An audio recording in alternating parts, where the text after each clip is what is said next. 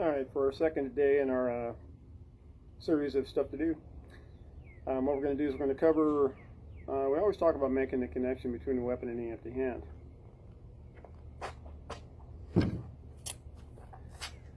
Well, the video I shot about the cane or the walking stick, we're taking a normal implement that we can normally carry around. I'm not going to be carrying around my Eskrima stick. Alright, rarely am I going to do that. Like I said, unless I'm walking, I will carry that around versus not having anything at all. But I will always probably have one of these in my truck somewhere. It's very easy to carry. It's very, very short in comparison to my Eskrima stick or my walking cane. Alright, so that makes it a little bit more applicable for empty hand defenses.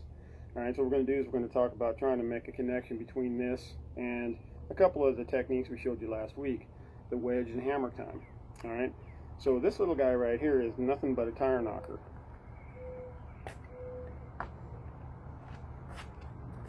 You can whip into pretty much any convenience store or truck stop and find one of these hanging on the wall. $9.99, whatever it is, and this is a heavy ass piece of wood. Okay, this is made for knocking on tires for semi-trucks to see if they got flats or not. This little guy is very inconspicuous, easily hidden, easily deployed. It's even got a lanyard on it, so I'm probably going to lose it, right? So if I wanted to go ahead and deploy it the same way or use it, same as I do with anything else we've been showing you, it's a very common theme, right? I'm just going to break it down through the 5 angles, 7 if I need to. Usually hitting the lower areas is rough with a shorter implement, you know. If I had a walking stick or a cane, I'm using a samurai grip, katana grip, or baseball bat style. Cracking those knees is a wonderful thing. Maybe with this little guy, it's going to be, unless I'm low, a lot harder to hit the legs. All right, and usually I'm going to go for the command center anyway. I'm going to knock that sucker out. I'm going to put the light switch out, or I'm going to injure the hand or the elbow or some kind of a part of the joint to where he doesn't want to fight. Okay, I'm either going to convince him I'm not the right target, or I'm just going to take him out, one or the other, right? And this little guy will do either one. All right, so from using it in terms of the way we use the wedge, we're just going to take this little guy, bring it up, and drive it in. Morning. Driving to the body to push away, or driving it to the face. All right, that's 2 simple ways to use it as a wedge. If I want to use it as hammer time, all I got to do is come out, I do my initial push, and I circle the weapon. So when I'm doing this circle, I'm not doing a full crazy extension of this.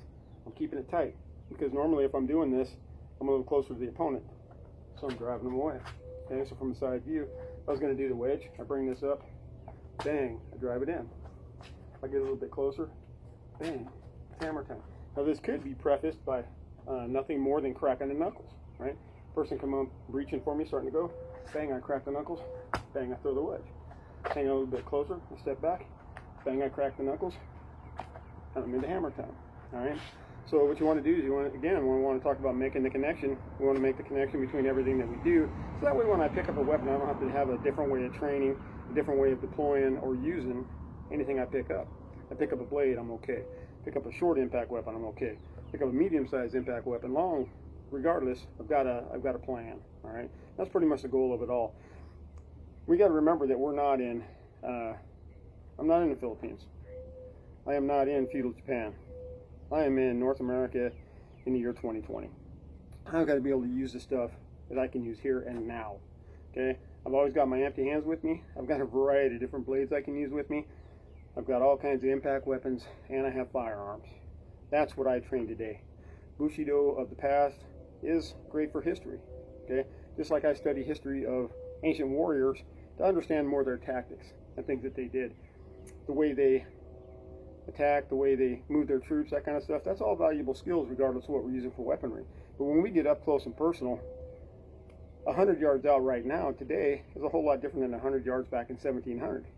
You're trying to maybe hit me with an arrow, I'm popping you like a prairie dog, all right? So it's a whole different world today. So learn to use and deploy and carry and conceal, and learn the legalities of the stuff you can carry today, all right? Learn how to work with your walking stick, your cane. Definitely use your blade in many, many ways.